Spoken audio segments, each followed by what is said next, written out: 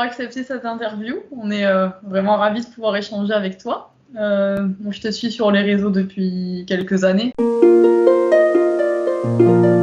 Est-ce que tu peux déjà nous parler un petit peu de toi? Est-ce que tu as eu un diagnostic tôt? Est-ce que, voilà, qu'est-ce qu'il en a été de ce côté-là? Comment tu as su que tu étais autiste, tout ça?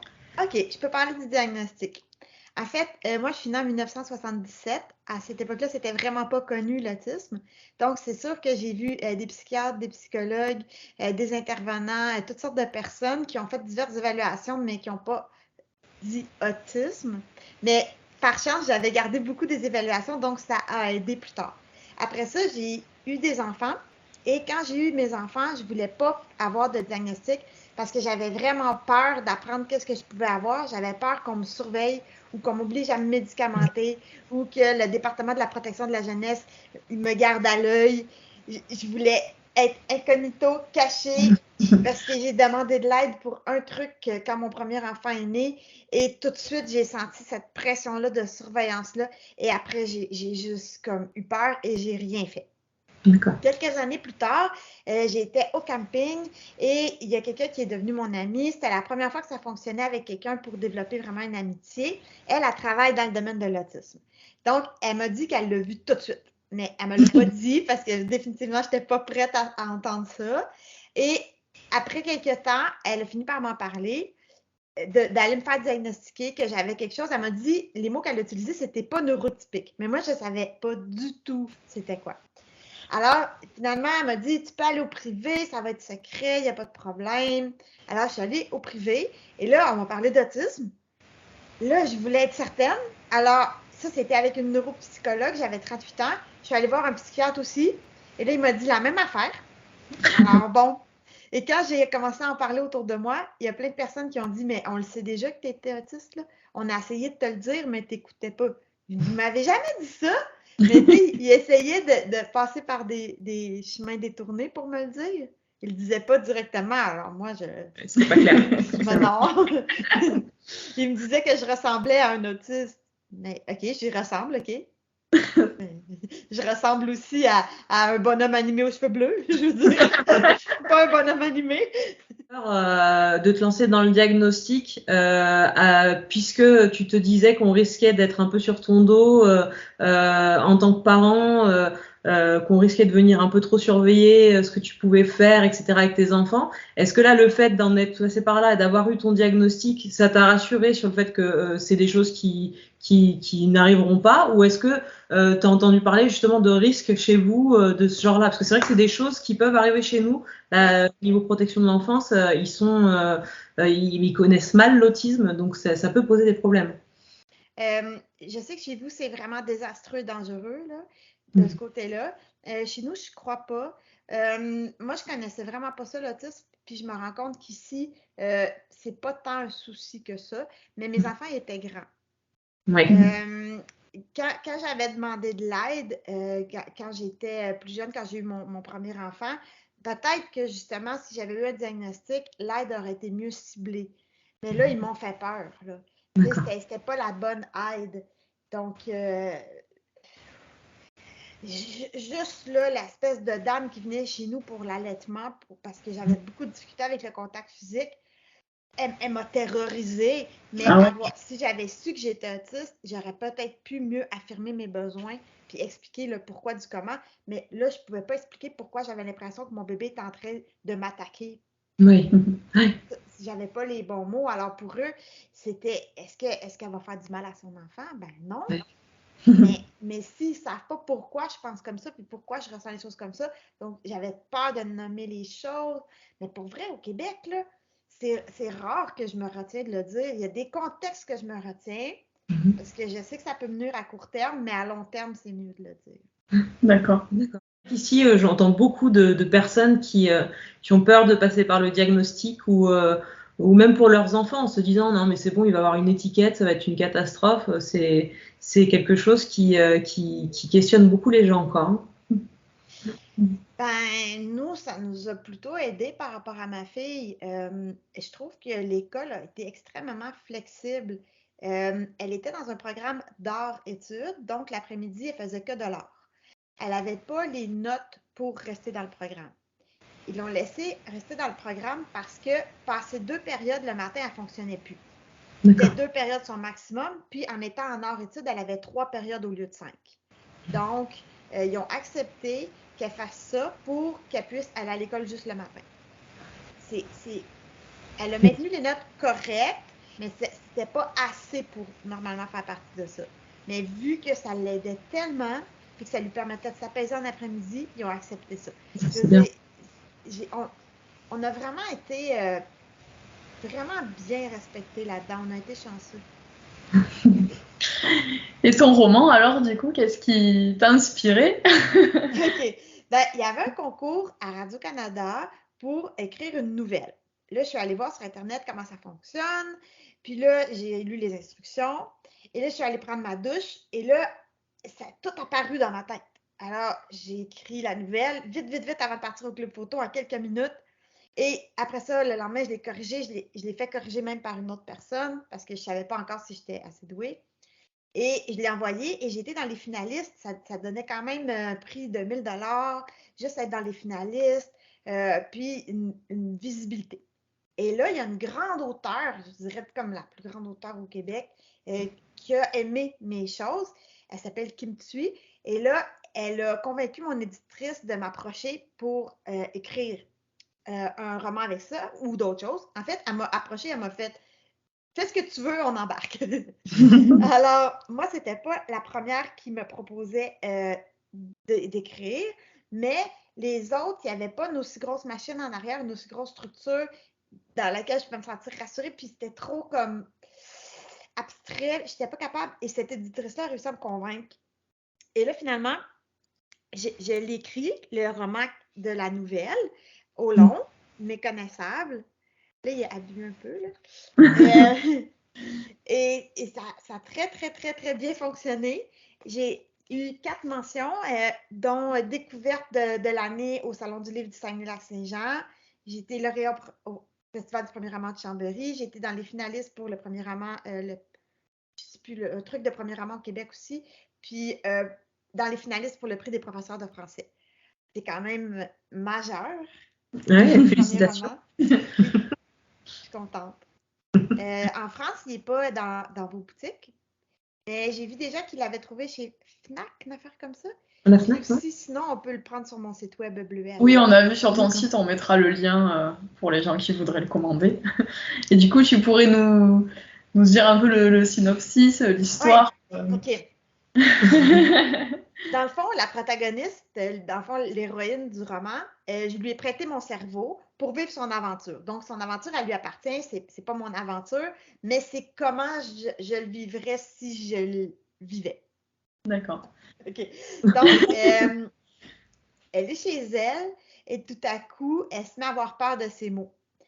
Elle se rend compte de toutes les conséquences de ses mots, puis elle commence à trouver ça dangereux. Elle décide de fuguer et de se cacher pendant tout un été et de ne plus parler. Donc, ça part comme ça. C'est toute une aventure. C'est pas facile de survivre à l'extérieur comme ça, mais au moins c'est l'été, il n'y a pas l'hiver. Elle se cache dans un terrain de camping pendant tout un été parce que les terrains de camping au Québec, ça peut être vraiment gros, puis c'est facile de passer incognito puis d'être à travers d'autres enfants. Donc, je vous dirais pas les stratégies qu'elle a pour pas se faire reconnaître au départ, mais ça fonctionne bien, puis c'est plein de rebondissements. C'est intense. Faut qu'on voit ça. Ça va Ouais, faire notre fille, ça. Faut qu'on le lise. Ah oui, notre fille, elle sera à fond pour le lire, on le commandera.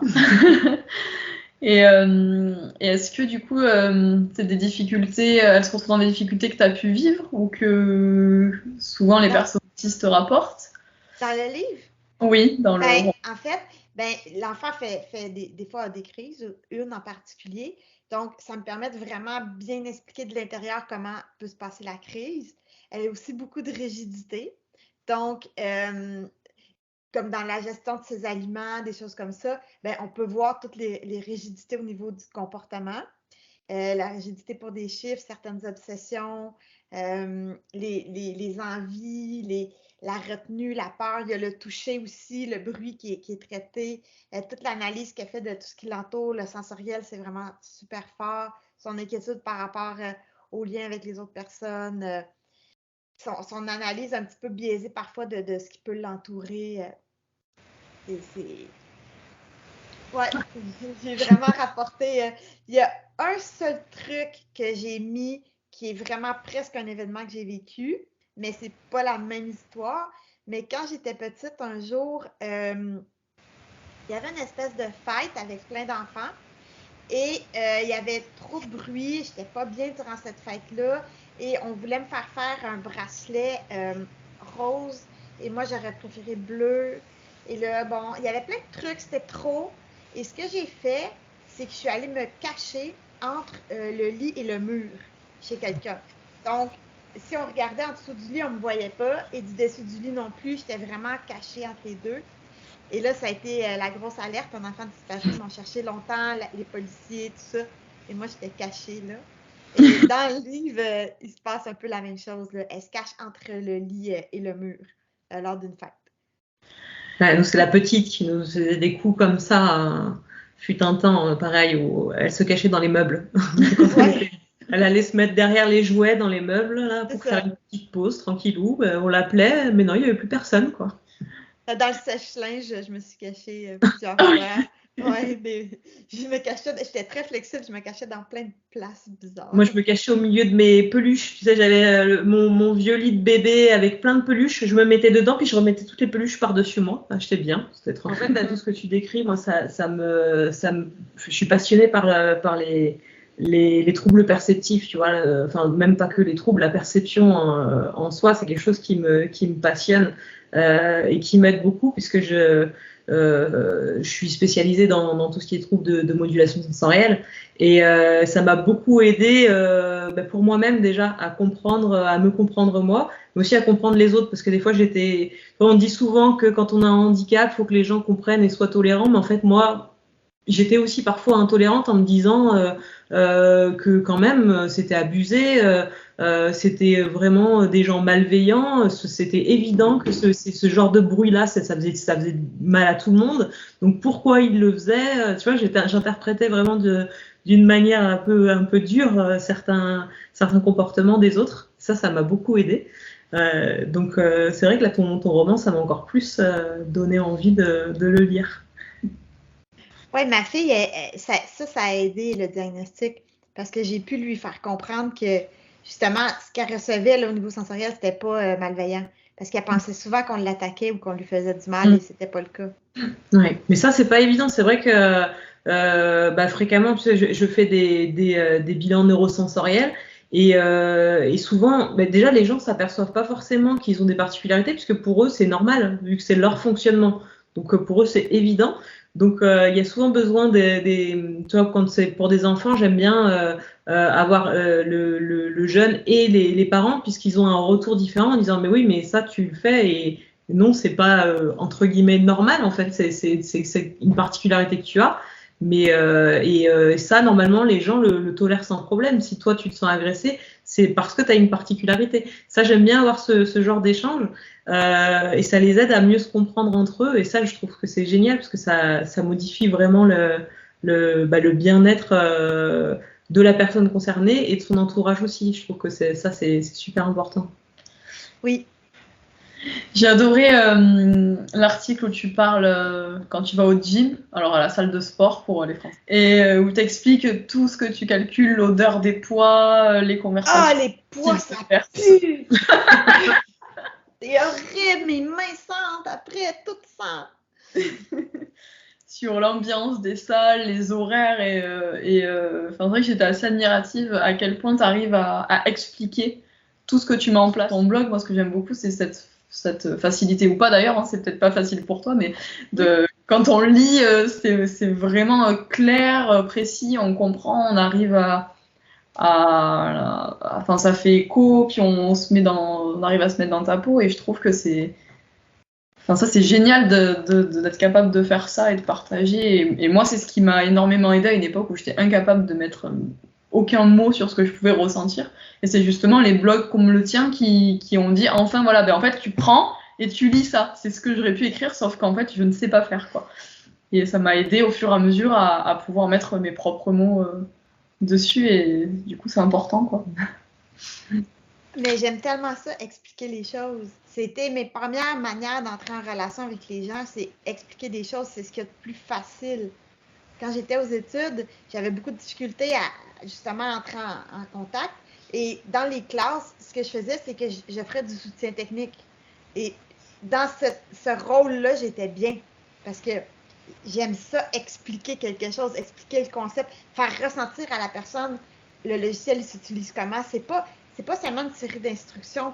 C'est vraiment quelque chose qui est global, c'est un ressenti, c'est un esprit, c'est une manière de penser. Les logiciels, ils ont chacun leur manière de penser. Puis une fois qu'on comprend comment le logiciel réfléchit, ben là, après ça, tout se greffe plus facilement. Puis ça me fascinait. Donc, après ça, expliquer moi-même, ben, je suis toujours là, c'est facile.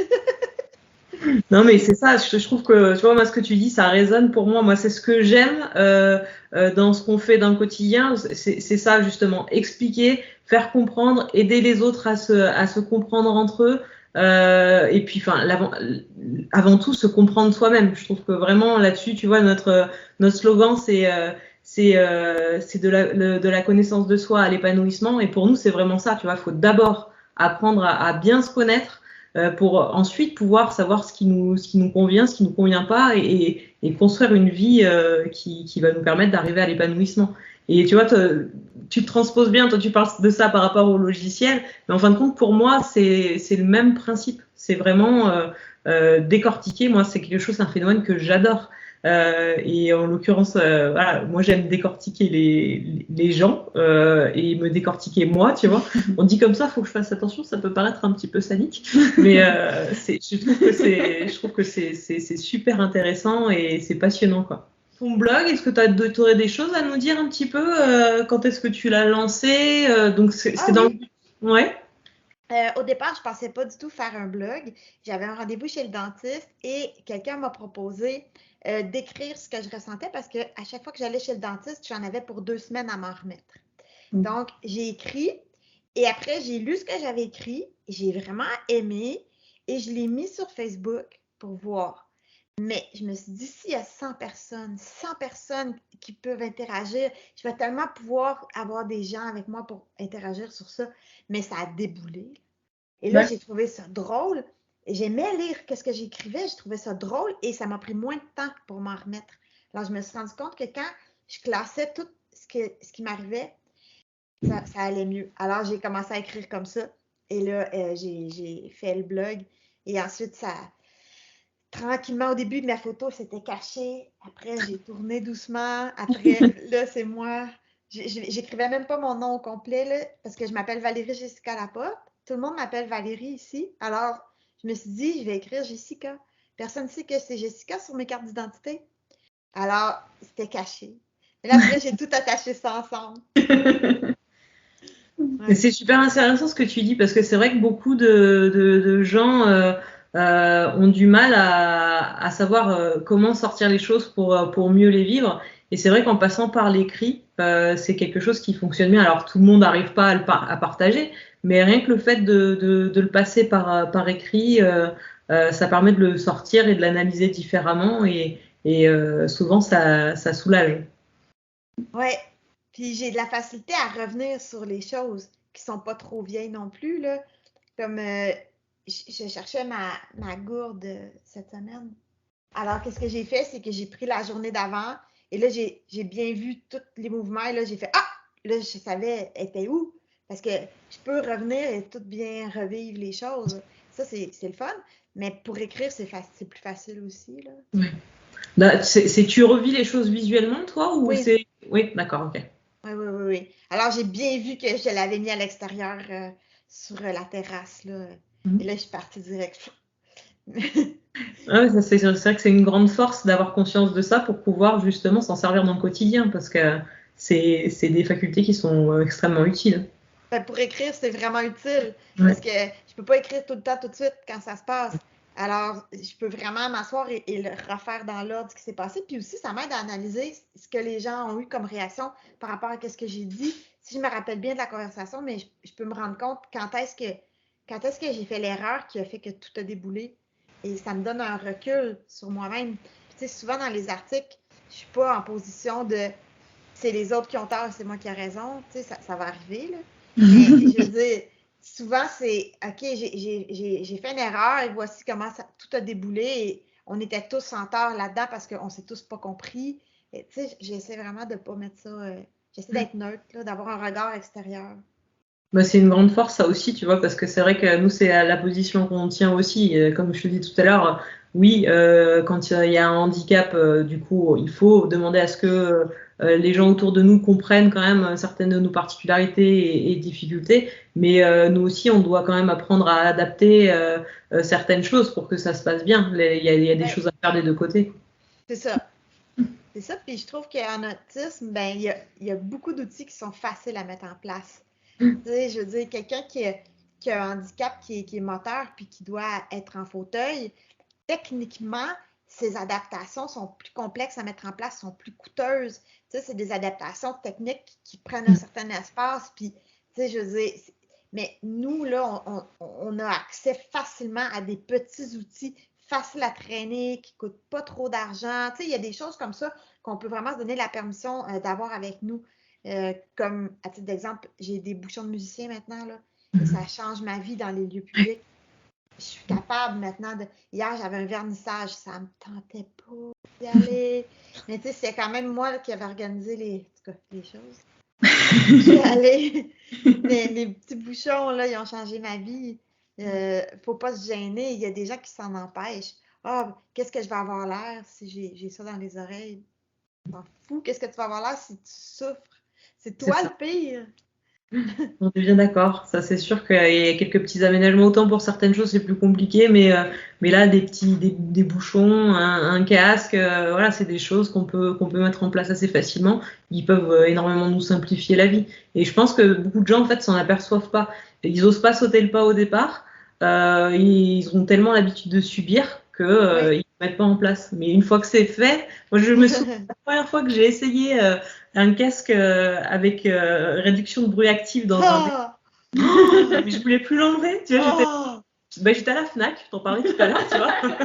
J'étais là, j'avais sur mes oreilles, je disais, mais en fait, jamais je vais l'enlever. Je veux rester comme ça, moi, c'est bon, Oui. ça suffit, quoi. Enfin, je souffre plus.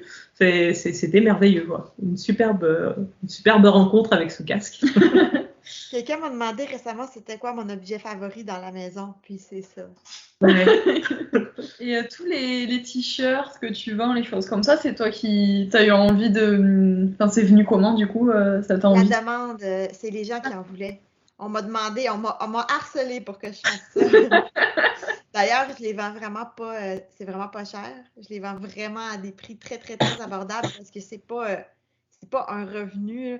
C'est plus que le petit revenu que je tire de ça me permet d'en commander d'autres par la suite, puis de tenir des inventaires de d'autres choses. Mais j'ai pas juste ça. C'est vrai, j'ai plein de trucs comme, j'avais pas pensé, mais j'ai des trucs comme ça, des cartes en Ah oui, on a vu plastique. Je sur... suis autiste. Ça, c'est Et bien. après, ils m'ont demandé d'en avoir pour l'épilepsie, pour les gens qui ont l'épilepsie. Après, les gens m'ont demandé d'autres problématiques. Ça, je ne l'ai pas. Mais tu sais, quelqu'un qui a le TPL. Après, j'ai le syndrome de la Tourette, j'ai l'anxiété. Là, ils m'ont demandé plein de trucs comme ça. Après, ils m'ont demandé de faire des petits badges, les macarons qu'on appelle au Québec. J'en ai plein, mais ça, j'en ai pour encore plus de sujets parce que les cartes coûtent vraiment cher à faire. La commande, j'ai eu une commande, ça m'a coûté comme 400, il faut que j'en vende là, pour que j'arrive dans mes affaires, puis je les vends pas cher non plus. C'est vraiment pour aider. Alors, après, ils m'ont demandé, c'est ça, les petits badges. Et là, je fais les trucs qu'on me demande. Là, ils m'ont demandé des chandails unisex, mais là, j'ai pas assez vendu les autres. Il faut que je les vende avant parce que là, j'ai pas Et d'argent. oui, pour pouvoir en racheter d'autres. Mais oui. Ouais. Mais c'est ça, c'est des petits messages cool comme pas neurotypique pantoute. Pantoute, c'est comme c'est la contraction de pas en tout, donc pas du tout, pantoute, au Québec. C'est un mot sympathique pour dire pas du tout. C'est comme drôle un peu de dire pantoute. D'accord. Après ça, j'ai construit différemment. J'ai, pour les enfants, être normal, c'est trop plate. C'est trop ennuyant.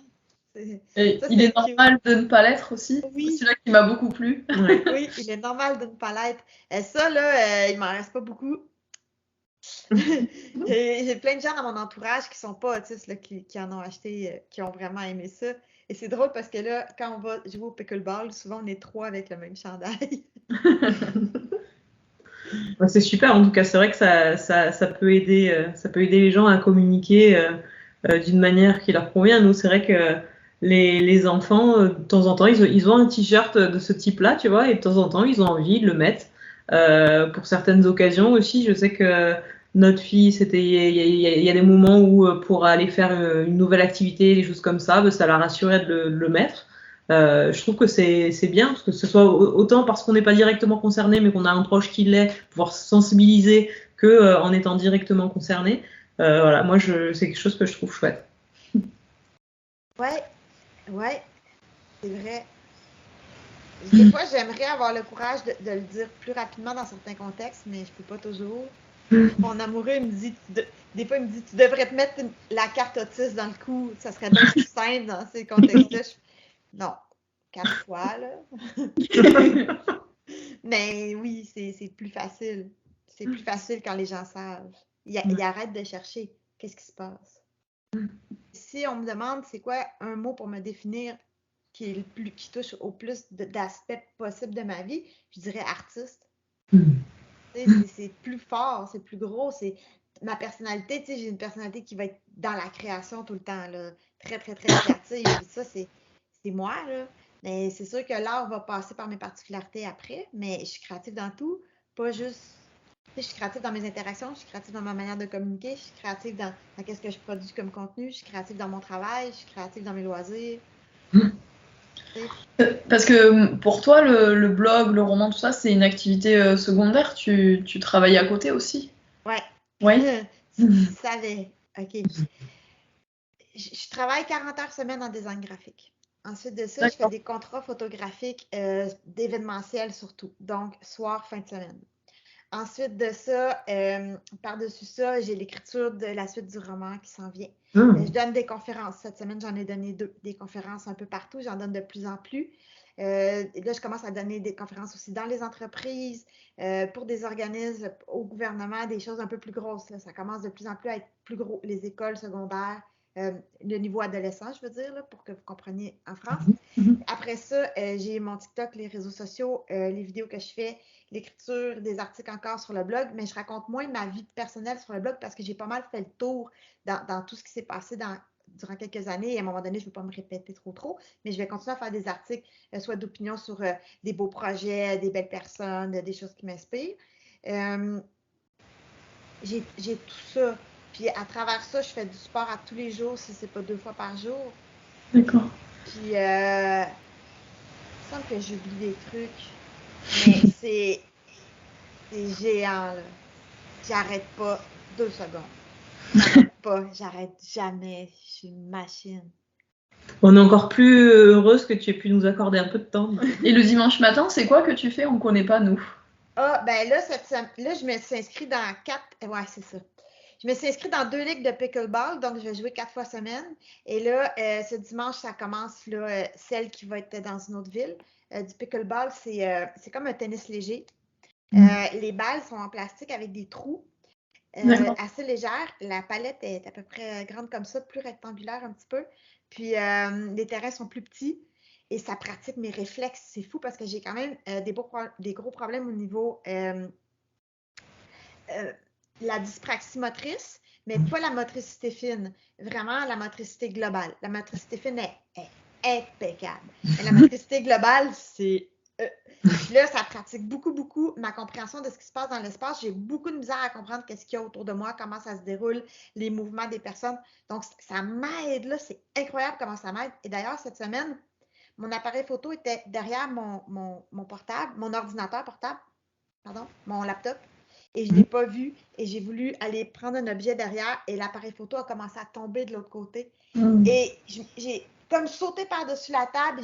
Mon corps a couché sur mon ordinateur et j'ai attrapé l'appareil photo par en dessous. Ah oui. Truc que j'aurais jamais pu faire avant.